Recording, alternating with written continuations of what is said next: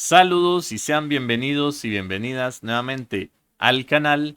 Pasemos directamente con nuestro amigo, compañero, que va a estar hoy con nosotros acá, Nicolás de Cusa, un personaje muy importante. ¿Por qué es importante? Porque fue un enlace vital entre la Edad Media y el Renacimiento.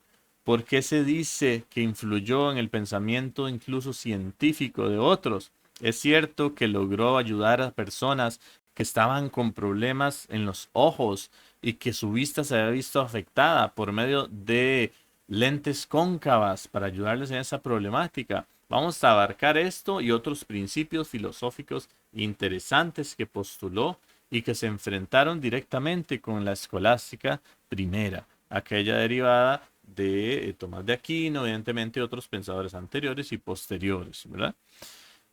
¿Qué pasó con Nicolás de Cusa? Nicolás de Cusa, bueno, nace en el siglo XV, se formó como teólogo y era doctor en derecho canónico. Esa era su especialidad. Sin embargo, se dice que Nicolás de Cusa tuvo una iluminación divina, según lo que él relata, en uno de sus viajes y se dio cuenta que tenía que escribir algo y postular algunas cosas. Cabe destacar que Nicolás de Cusa era muy práctico, pragmático. Lo absorbió un pensamiento que se llamaba la devotio moderna, que era tener una espiritualidad práctica, no tanto de hiperespeculación, sino práctica, ir a la experiencia, a trabajar con lo que hay, y no tanto a la especulación que caracterizaba al pensamiento escolástico de su época y anteriores. Ahora, ¿qué pasó? ¿En qué se basaba esta gran obra que escribió que influenció a mucha gente? Bueno, se basaba en principios como el siguiente. Cuanto más sabemos que ignoramos, más nos acercamos a la verdadera sabiduría. Nicolás de Cusa no le tenía miedo al desconocimiento o a la duda, sino que la duda y el desconocimiento tenían que servirnos como un motor para seguir aprendiendo.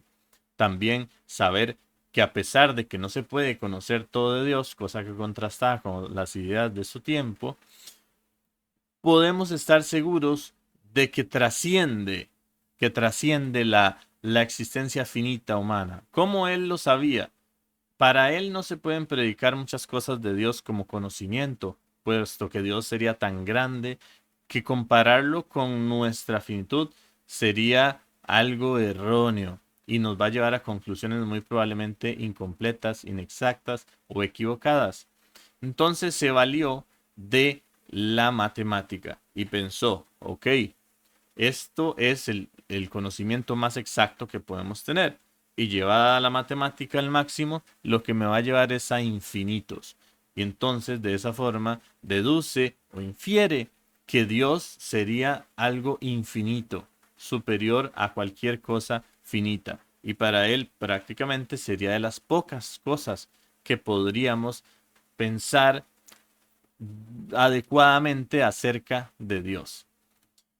Se vio muy influenciado por el pensamiento de Guillermo de Ockham, que había postulado la navaja de Ockham, que promulgaba que no se debían multiplicar los entes al explicar un fenómeno y que más bien debíamos escoger las explicaciones más sencillas, que no fueran muy forzadas, cargadas de elementos que también merecían ser explicados y que complicaban el intento de explicación. Entonces, para Ockham y la influencia que tuvo en Nicolás de Cusa, le llevó también a evitar ese exceso de especulación como consideraba Cusa que se hacía por parte de algunos escolásticos. ¿Qué ideas interesantes tuvo Nicolás de Cusa que impactaron el pensamiento o que por lo menos parecen ser muy contemporáneas o modernas? Tenemos el universo. Para Nicolás de Cusa, el universo podía ser infinito y no tener un centro. Eso es una idea que es bastante novedosa y que comparten algunos de los físicos de la actualidad. Tuvo diferencias con las ideas de Santo Tomás de Aquino y de muchos de sus seguidores. ¿Por qué? Porque propuso un principio que se llama la nula proportio. Para poner un ejemplo, a lo que se refería Nicolás de Cusa con este principio es que no hay ninguna analogía que pueda atribuir a Dios algo sin error, puesto que siempre esa atribución va a ser basada en una analogía imperfecta. Tampoco se le puede proporcionar a Dios una cualidad específica por una analogía imperfecta y por tanto siempre va a quedar en nosotros ese espacio de no conocer del todo la extensión máxima de la divinidad. Por lo tanto, este principio de nulla proportio se enfrenta a lo que sería la analogía. La analogía era una forma de pensar en atributos y cuestiones acerca de Dios basados en cuestiones conocidas para intentar hacer una semejanza y que por medio de esa semejanza ilustremos lo que podría ser Dios. Para Nicolás de Cusa, todos estos esfuerzos son incompletos. Pueden llevar a errores y probablemente nos están formando un cuadro de Dios que lo limita más de lo que se debería según él, ¿verdad? Entonces, otro principio importante, el que estábamos hablando más antes, es el de la docta ignorancia. Y acá voy a compartir con ustedes un artículo por si lo desean leer, de Rodrigo Núñez, donde habla de, el principio de docta ignorancia. Lo mencionamos como un principio que incita a la investigación, un principio también que hace que tengamos una humildad al entender que no todo es cognoscible.